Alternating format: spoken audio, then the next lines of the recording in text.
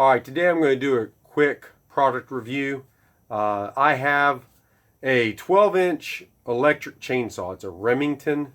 I've had it for years, and we pulled it out the other day because my still was all taken apart because I was doing putting a tune-up kit in it. And I told my wife, I was like, you know what, I'm going to get me a larger, like 18-inch electric chainsaw. Around 15 amps is what it's going to draw at. And so I did. I went out and got one. I could have waited for one and tried to order one of a few different brands, but I went down to Tractor Supply, bought their 18-inch Greenworks electric chainsaw. It's self-lubricating chain, and it doesn't have one of the options where it has a built-in sharpener, but the one brand that seems to stand out with that built-in sharpener, I think there was only one or two brands that had it, was the Oregon. But a lot of people were complaining with that particular brand. I don't know if it's just their 18-inch, but part of it, there's this plastic part that's around the gear that you put the chain on, and that sprocket, and it basically was melting on them. And I don't know if it was melting when they're running that sharpener because all these sparks are coming out from inside there or what, but that kind of made me lean a little bit away from it, even though people really liked it. And I was also looking at the Sunjoe, but this Greenworks was local. It was here. I could go get it. I'm going to go out and try it out. We'll put a little recording on me sawing a little bit, and we'll see how it goes.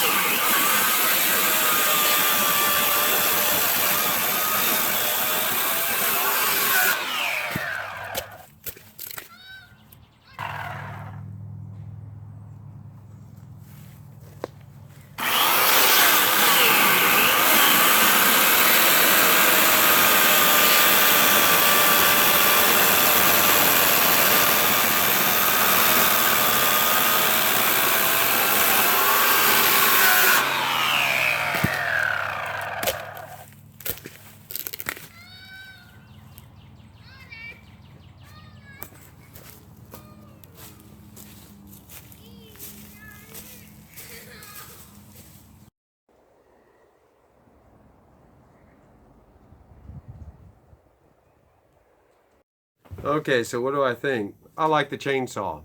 As you see, can you see all this over here? I got all this insulation coming out of the top of my shed. Dang, squirrels got in here and are nesting, and they're ripping my insulation out. I swear to God. But they're in here right now. They've gotten used to me. We're hanging out together. But back to the chainsaw.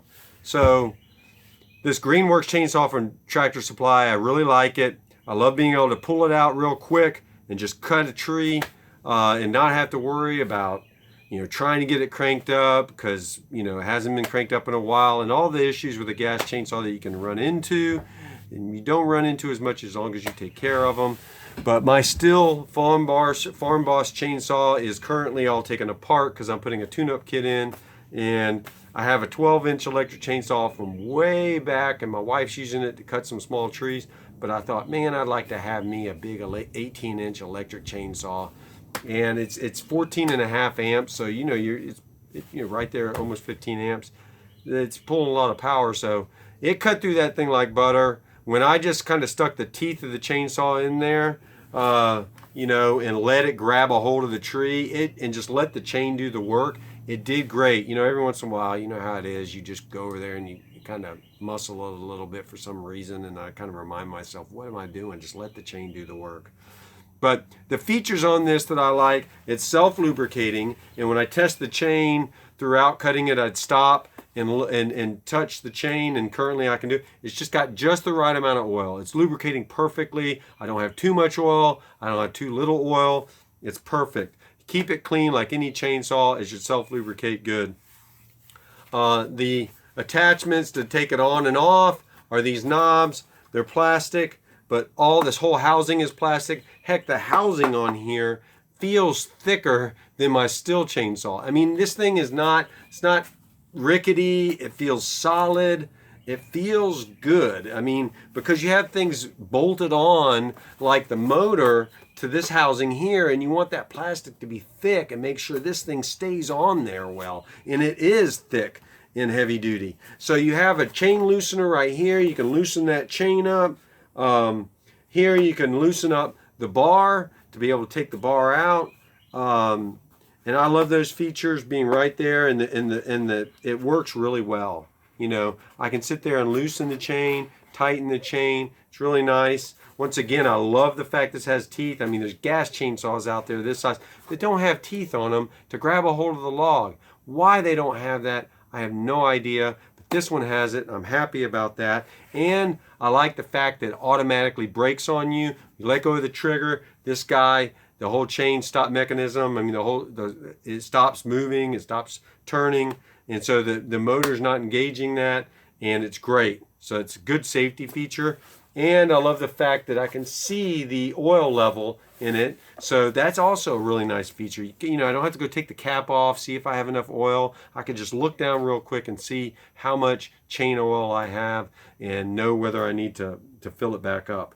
So even this cap here to access where you put the chain oil in has a feature up here where you can use a tool to open it if it gets so hard that you know, so gummed up on there that you can't get it off by hand. That's a nice feature, and it's really thick plastic. So I think that if you work it nice and easy, you could get that off. So really like the chainsaw. I'm pleased with it. Only went through one log, but I can tell from, you know, cutting plenty of logs that how fast it went through and how easy it went through that particular pine log. I can tell about what it'll do on various hardwoods. So, and I'm pleased with it. So big jobs. I'm pulling out the Stihl and you know, going after it. But let me tell you, this thing is a great little chainsaw, and I'm happy with it. So there's my review, and let the squirrels get ready for bedtime, and I'm out of here. Peace out.